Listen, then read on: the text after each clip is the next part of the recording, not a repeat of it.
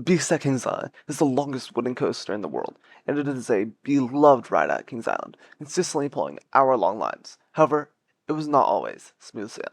It has a strange story behind its construction, from thousands of calculations being made without any assistance from any computers, to numerous engineering issues. This coaster encountered many difficulties. To put it simply, the Beast at Kings Island should not exist, but despite this, the construction workers and engineers working on this project made this 7,361-foot monstrosity a reality.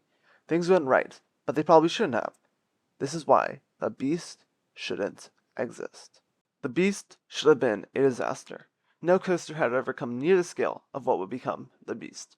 The thing is, the Beast was not originally intended to be the Beast. This project was initially going to duplicate the Shooting Star, which was a wooden coaster at Coney Island in Ohio. However, the initial plan would not work due to the intense topography of where the ride was going to be located. They couldn't just clone a random ride. It had to be something terrain-based. So to keep up with other amusement parks, they were going to build something never seen before. The engineers who would design this ride were Jeff Gromke and Al Collins. The engineers who would design this beast were actually park surveyors. They would do the layout for the park and the walkways. They did not know how to design a coaster. However, they would reach out to John Allen from PTC Wooden Coasters in hopes that he would design this record-breaking Woody. Of course, he would say no, as by this time he was already semi-retired. He would hand Jeff Gromke and Al Collins a napkin with a bunch of formulas on the back and told the pair that they would design it themselves. They had never done anything like it, however these formulas did resemble what the two already did as surveyors. Now the reason why John Allen of PTC didn't want to design it was clear. It was going to take a lot of time and effort. They didn't have computers, so they would actually have to do each math problem all by themselves. Each problem one at a time. This process would take a measly year and a half. These two would design the beast, and while Charles Din, the later founder of the Din Corporation, was credited with this coaster in interviews, Jeff Gromke and Al Collins have stated that Din did not really design this coaster. They were the ones working on the thousands of calculations that would pave the way for the beast construction. However, even after the project had been engineered, that was not the end of the struggles that would be faced. Later, during the actual construction of this coaster, further problems would be encountered. Charles Din was forced to invent an injection system that would shoot the trains out of the station in order to increase capacity. This new invention would help the Beast have the monster capacity necessary for the crowds this record breaker would attract. This invention was among the first of such in the country. Additionally, the ride's famous helix was a challenge to construct. The first version exerted a lot of force. Too much force, actually. While this version was difficult to construct, it was considered unsafe with the final results.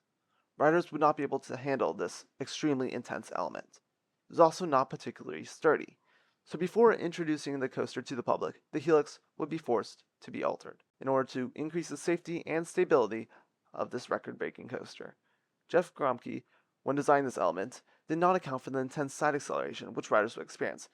So how do you solve a problem like this? A larger diameter.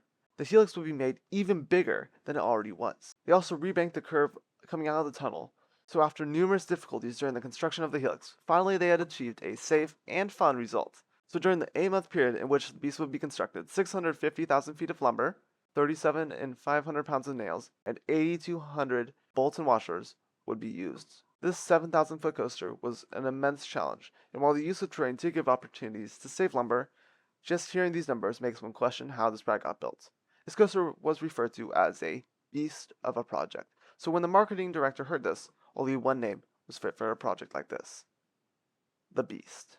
It's still difficult to believe that this coaster even got built. It was the tallest wooden coaster at 144 feet, the fastest wooden coaster at 65 miles per hour, and the longest wooden coaster at almost 7,500 feet.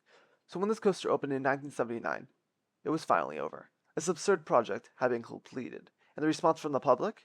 I don't think I need to say how people felt about this beast. While this coaster would slowly become rough over the years, it would later be retracked. This attraction had to be preserved. This ride was considered America's champion roller coaster, a project which began as an attempt to clone a coaster turned into something bigger, something faster, and something taller.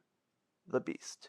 While this coaster can be rough to this day, it still is out of control and one of the best wooden coasters. Though 50 million riders after this attraction's opening, it still is an amazing coaster, but when you dive into the story of the construction process, you realize something.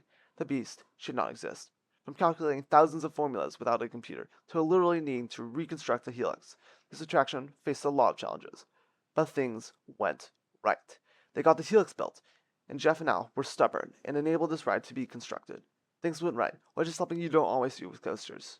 And it's awesome.